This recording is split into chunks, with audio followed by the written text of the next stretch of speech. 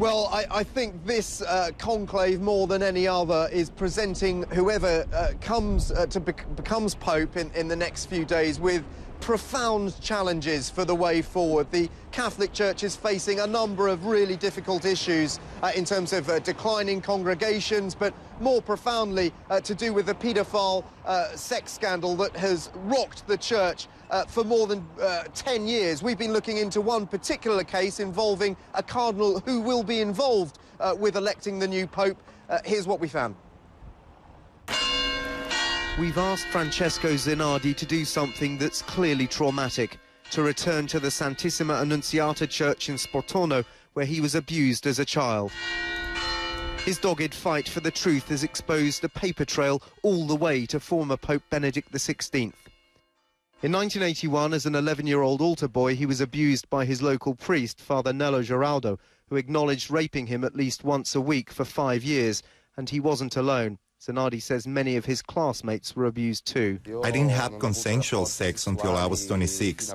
I was using drugs. I used to inject heroin.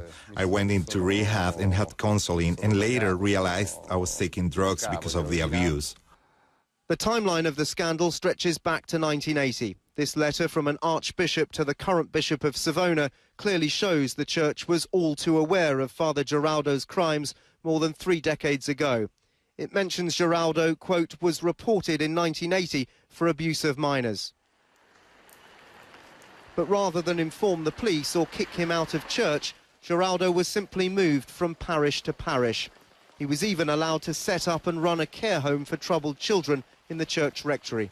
Incredibly, the letter also says Giraldo reported his own paedophile tendencies to the Vicar General of Savona in 2002, but Giraldo still remained a priest. In 2003, the former local bishop Domenico Calcagno wrote to Cardinal Ratzinger, who was then the Vatican's enforcer of church doctrine. I would request your kind advice on how I should act in view of the fact that the priest intends to continue his pastoral work. As far as possible, I intend to avoid him having any responsibilities which might bring him into contact with children or adolescents. This letter was also accompanied by an internal church dossier on Giraldo, which mentions that nothing has leaked to the papers. No complaints have been filed with the police. The documents were ugly to read. The church was concerned with the well-being of a pedophile, but they don't talk about a victim. The victims aren't even taken into consideration. The only thing they're trying to save is the image of the church.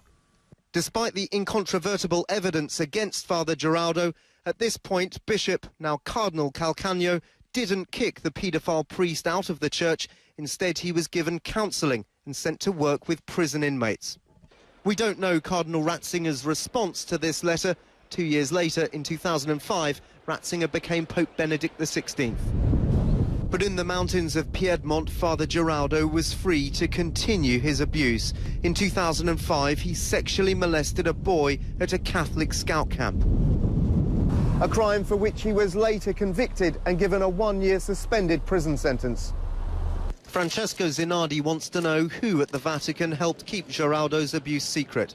A central question: why did it take so long for the church to force Giraldo to write this 2010 resignation letter when the priest himself had admitted he was a paedophile 8 years earlier? The Vatican gave this response to allegations Cardinal Calcagno had covered up child abuse. The accusations regarding Cardinal Domenico Calcagno, when he was Bishop of Savona in Italy, were investigated by both the Church and by the legal system, by the judge, and the accusations were without foundation. Cardinal Calcagno also declined to comment.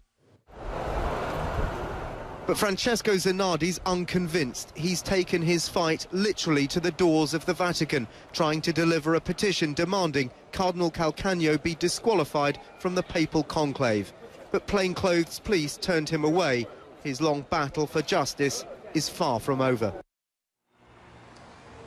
This case has been taken up by one of the pressure groups that represent survivors of abuse. They are agreeing with Francesco Zenardi that Cardinal Calcagno should not be part of the papal conclave. At the moment, though, there is no sign that Cardinal Calcagno will be excluded.